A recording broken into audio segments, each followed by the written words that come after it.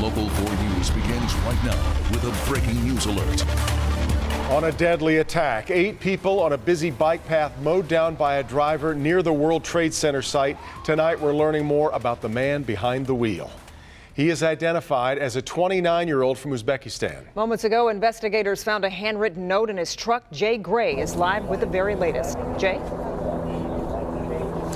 Good evening. We now know police found a handwritten note inside the suspect's rented truck where he pledged his allegiance and said he carried out the attack here for ISIS. That's just one element in an ongoing, expanding investigation here in Lower Manhattan. We have multiple people on the ground from Chambers all the way up to Houston. Victims of an afternoon attack along this Lower Manhattan bike path. It happened out of nowhere. I was walking down the street, it was a normal day, and then just multiple gunshots, one after another. I mean, it was just completely unexpected. This rented truck barreling over bike riders, then slamming into a school bus.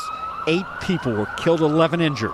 This was an act of terror, and a particularly cowardly act of terror aimed at innocent civilians.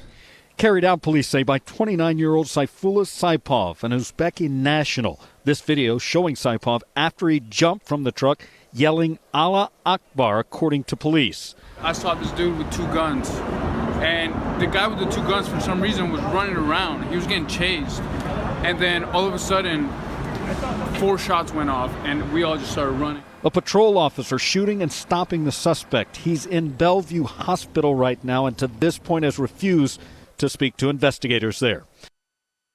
It's amazing that there are not. Now, understanding it's still very early in this investigation, police say they do believe the suspect acted alone. Federal agents saying they see nothing in his past and no ties right now to any foreign terror organizations. That's the latest live here in New York. Now back to you.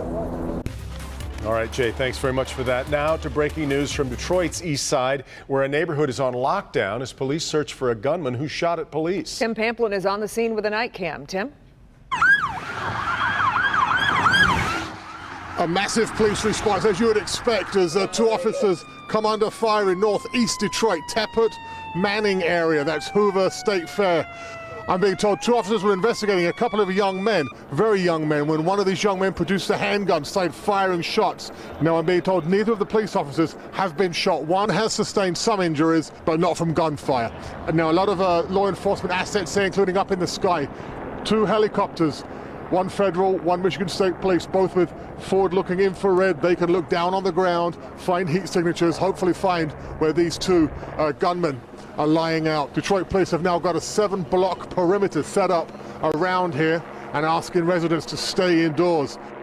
That is the scene right now at Hoover and State Fair on the east side with a night cam. Tim Pamplin, Local 4. Okay, Tim, new tonight, 6 Detroit police officers under investigation for misconduct because of what happened when they responded to the scene of a reported break-in. Jermont Terry is live at DPD headquarters with more on the investigation. Jermont? Kimberly, the actions or orders from one officer is the core of this police probe. Why would police want someone that they question to deliberately run from them? Police say it was just poor judgment, but a complaint filed here with DPD insisting this was nothing more than the way to humiliate some black contractors. This renovation and cleaning crew is back on the job. Over the weekend, when they returned from lunch, someone met them at the front door. The cops had pulled up. DPD responded to reports of a possible breaking and entering. The 2 responding officers requested paperwork. He couldn't provide paperwork for the location. The contractors say these papers were inside. They tried to show the cop, but the cop wasn't trying to hear it. Officers then ran all 5 workers' names and licenses. 20 minutes go by and a total of 6 officers are at the rental house on Ohio. The workers have no warrants, they are clean. But instead of leaving, that's when one officer makes a request. Got to telling people to just run. I'm like, what do you mean run? He's like, run, or you going to jail? Everything is A1, so I'm wondering, why do I have to run?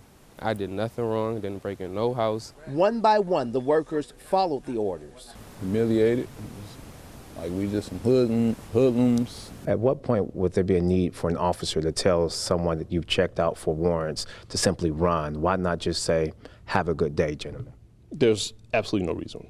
And for that reason, the Office of Chief Investigators within the Police Commission opened a probe into the officer. It's inappropriate behavior. Remember, there were 5 other officers there too. They just sat there and looked at us. They did nothing. So did they inquire why these people are running? They did not. And now they are also included in the investigation of conduct unbecoming of an officer. They're stereotypes. The general contractor filed a grievance for his workers and believed the officer's actions are a result of one thing. If I had 5 white guys here, this wouldn't have even happened. This is something that we don't take lightly. We believe that all citizens should be treated with respect. Now, we do know that all 6 officers that responded were wearing body cameras, and according to the assistant chief, he reviewed 2 of those and they showed that exchange. We know that this investigation could take several weeks to wrap up. We should also point out that they don't believe that anything criminally went wrong here, just simply a violation of the city and code policy. Reporting live outside DPD headquarters tonight, Jermont Terry, Local 4. Okay, so Jermont, they believe this was about racial profiling, but the officer who told them to run was not white. Is that right? You're exactly right. Of the 6 responding officers, Kim, 2 were white and the others were African American. And so therefore the guy who told them to actually run is another black guy. So they're saying it was just simply stereotyping because the way they looked, they believe that's why they were treated this way. Yeah, a lot more to come surely on this story, Jermont. We appreciate it. Thanks. A young girl who was thought to be taken by a stranger this morning is safe tonight. It turns out the man seen in this picture walking out of a Burlington in Southfield is the girl's father. Police put an alert out because the girl screamed stranger danger as they walked out. The father tells Local 4 the girl was upset because he didn't buy her a hat that she wanted. 2 ousted officials in Frazier are now trying to get a judge off the case. Joe Nichols and Matt Himmelberg have filed to have the judge overseeing their case recuse himself because of an alleged conflict of interest. Jason Colthorpe at Frazier City Hall with this new twist in the case. Jason. It is. And if you remember, guys, how this all went down, it was a unique tribunal made up of 5 other city council persons that led to the ejection of these 2 guys from office. So from the beginning, they've said they haven't gotten their due process. Now trying to get that through the court system, they allege that the judge overseeing the case and the opposing attorney who's representing city council are in cahoots. Former Frazier Mayor Joe Nichols and former Councilman Matt Himmelberg have been trying to clear their names since being ousted from office in September amid sexual harassment allegations. Now, as they try to regain their seats legally, they see a clear conflict of interest. We get a judge who comes with his own set of problems. They're very well documented. And an attorney that he has a personal relationship with. The judge in the case is Richard Coretti. The attorney for the city council is Robert Huth, who has been the treasurer of Coretti's campaign committee since 2004. Nichols says Coretti should have spoken up. He had a responsibility, if he was going to be a circuit court judge and he was going to oversee this, to be transparent with not only the people but with us. And both times they've ruled against any of our filings. Apparently there's more than a friendship there. I mean, you know, $30,000, $40,000, $50,000 campaign, you don't just trust that money to the guy down the street that you don't know. Huth calls the accusations ridiculous. Tonight he told me by phone the former mayor won't take responsibility for his own actions, so now he's trying to blame the judge. It comes down to the court date on November 6th regarding Coretti and election day for Himmelberg on the 7th. They feel that doing this the day before the election, that next day if I don't win the election, it's all done and over. But this isn't about me getting my seat back. If I want to get my seat back, I'll do it with the voters. And he is on the ballot running for council for the 7th. Interesting footnote to this story. I'm told by organizers of a petition to recall the former Mayor Nichols has gotten the required signatures of 1,305. Well, why do you need a recall if he's already been booted from office, you might wonder? Well, for 2 reasons. Number one, if he's successful in this court battle, they can have a special election to have him recalled in May. And if he's not successful, it can move the process along to get a new mayor elected with a special election. We're in Frazier tonight. Jason Colthorpe, Local 4. Okay, Jason. Well, it's not the ideal Halloween treat, but hot chocolate wouldn't have been a bad idea tonight. That's true. I don't think that this impacted the candy haul at all. But man, those temperatures were cool out there. The winds have diminished, but the temperatures have dropped as well. So we're down to the freezing mark right now in Ann Arbor, mid-30s generally across the area right now. And some of us are heading to the 20s for overnight lows. It is the coldest night yet of the season. We will be into the 40s by noon tomorrow. but we do have warmer temperatures to look at. That is coming up in your 7-day forecast, guys. All right, now that you're sorting through the kids' candy and deciding what you're going to pick for yourself. Exactly how it goes. A warning from the FDA about a candy that you shouldn't eat tonight or ever, really. Also, they have had an incredible story to tell, but we are learning new information about 2 women who say they were lost at sea for months. There's a part of the story that just isn't adding up. Karen? They're on the hunt for treasure. Oh my God, that's a scary one. And look at their stash. Laid there for 155 years till we came along and found it. We'll tell you where to look in Metro Detroit. Well, it looks old. We'll take you treasure hunting next. One of these came out of Northville, Michigan. Inside a treasure hunter's world. Let's see what we can do today. Gold, diamonds, relics from the past. Wait until you hear how they find this stuff in our area. This is really the kind of stuff that movies are made of, the hunt for hidden treasure. Michigan, with all its water, beaches, and varied terrain, has a good number of treasure hunters looking for that perfect find. Who are they and where are they finding these treasures? Karen Drew got to go along for the hunt. I have my pouch on. I like this pouch because it has a separate container. I can put things that I really want to keep and they won't fall out. And I prefer using a knife like this. Sherry Kliz is a treasure hunter. She and her husband Tom spend much of their free time looking for lost relics of the past. Today, they're in Livonia at the site of an old school that was torn down and is now a park. Okay, oh my gosh, a friend. It's an old, this probably 1950s or so, and it's an old Mickey Mouse watch. No real money value, but Sherry calls it a fun find. The couple has their own treasure chest of relics. They found old coins, pins, bullets, and so much more. I did find a gold necklace, a heavy rope necklace with the head of Christ with 7 diamonds studded in his brow. That was found again locally in a lake. I keep that in my vault. Tom is proud of his treasures. This is shrapnel that was fired from probably a Union. It could have been a Confederate. We don't know for sure. Each piece has a story from the past and a story on how it was found.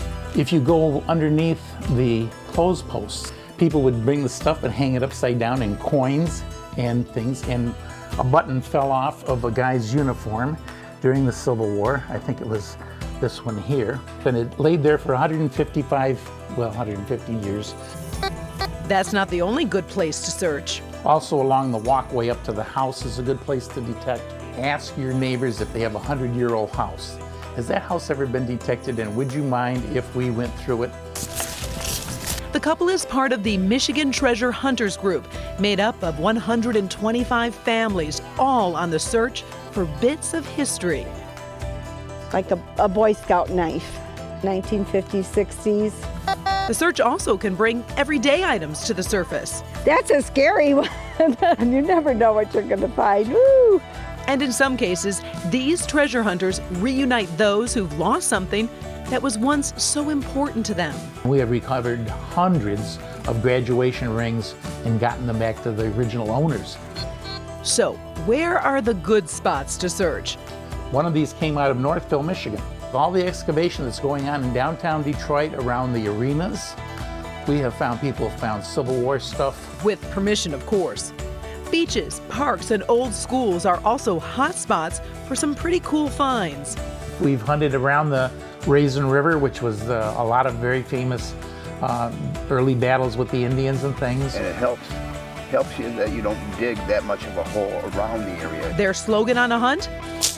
Leave it cleaner than we found it. That entire piece of grass doesn't come out of the hole. It's hinged. So when we put that back in there and step on it, in 3 days, it's going to look like it was never dug. Wow. Isn't that fun? It is so neat. What a cool thing. Tomorrow night, we're going to be gearing up for our Gift of Warmth telethon, which helps families across the state keep their lights and heat on. So tomorrow at 11, you'll hear from a woman who says she got help when she unexpectedly needed it. All of a sudden, things were just, changing. I never thought I would need the help, but when I did get it, I was very grateful. I'll show you how thaw is making a big difference, helping to keep Detroiters warm. We'll show you how you can get involved and also how you can get the help if needed. 403 trick-or-treaters at my house tonight. And I know because my husband is an accountant, and so he counts everything. You had the clicker He had going. the clicker. And we ran out of candy or no? We ran out of candy. We had to shut it off. We had, I think, 6 pieces left at our place tonight. So it was, but part of it was, it was cool, but not a bad night at all to be out. Yes, the rain and the snow usually will chase the kids away, or mom in that case. But in this instance, I think everybody got out and got themselves some candy tonight. 4Live radar showing that we're not completely dry right now. There's some returns that are showing up. It's unclear whether these are actually reaching the ground. Lambertville, which is down there towards the state line, still saying dry conditions, but wouldn't be surprised if there are a couple flakes hanging around in the southern part of our south zone tonight. Beautiful shot of downtown Detroit. Temperatures at 37. With that 6-mile-an-hour wind, we still have a wind chill out there of 32, at least at Metro, but the wind chill is getting to match the temperature in most locations as those winds continue to subside. Very exciting night for not only folks on 2 legs, but 4. Well, actually, Izzy's on is on 2 here. The other things that we saw, apparently Elvis is not dead. Maya and Hope are waiting for the trick-or-treaters. This was a Sasha with her hat on. Another shot of one of the pooches, and I guess this guy had better days on his bike that was out in Sandusky. Happy Halloween. Appreciate all those pictures on Storm Pins. You can see the moisture flow that's coming in from the southwest. For the most part, we should stay dry tomorrow and then look for better chances of precipitation as we get into Thursday. But with warmer temperatures, it's going to be all rain. And in fact, we'll see some of that get in here on Wednesday night. Another shot comes through on Thursday evening. And behind that, as we head towards the weekend, we're looking at some fairly mild conditions compared to where we have been in the last 24 hours. Lows tonight, we'll call it 33 in the city. We'll probably drop to around 32 at the airport, but there are going to be considerable 20s out there, especially out in Lenawee County, 27 in Onstead and Morenci, and that'll range to near freezing back towards the lake. 20s in our west zone too, especially out in Howell, Chelsea, and Manchester. You'll be there. Low 30s as you get closer to 275. North zone, not the coldest spot for once. It's going to be low 30s here, and the lake should keep everybody just a little bit warmer here from Lexington down to St. Clair. Otherwise, temperatures tomorrow going to 47, and we won't have those winds to contend with, so that's going to help. Still mostly cloudy conditions. Thursday, we see the rain. Again, that's going to be very early before the sun comes up, and then again after the sun goes down. So the daylight hours, we'll get to enjoy that 62, and then numbers in the 50s and 60s as we get towards the upcoming weekend. So if you got through today, that was fine. Our last Halloween house hunch for the season. This is a good one. Yeah, apparently got all the stuff out there in Crestview and Sterling Heights. Wow. This was a very extensive That scared the kids away. And they got the automobiles involved. Pretty good. You don't see this. And the bones guy on the bike earlier, that would be the Peloton skeleton. Oh, So look sorry. at you. Her story That's so bad. I know, it's terrible. And then I had to recall, it was terrible. Her story got an officer fired. Now the nurse who was caught up in a rough arrest is settling her case with the police department. We'll have that in a moment. Peloton. I know.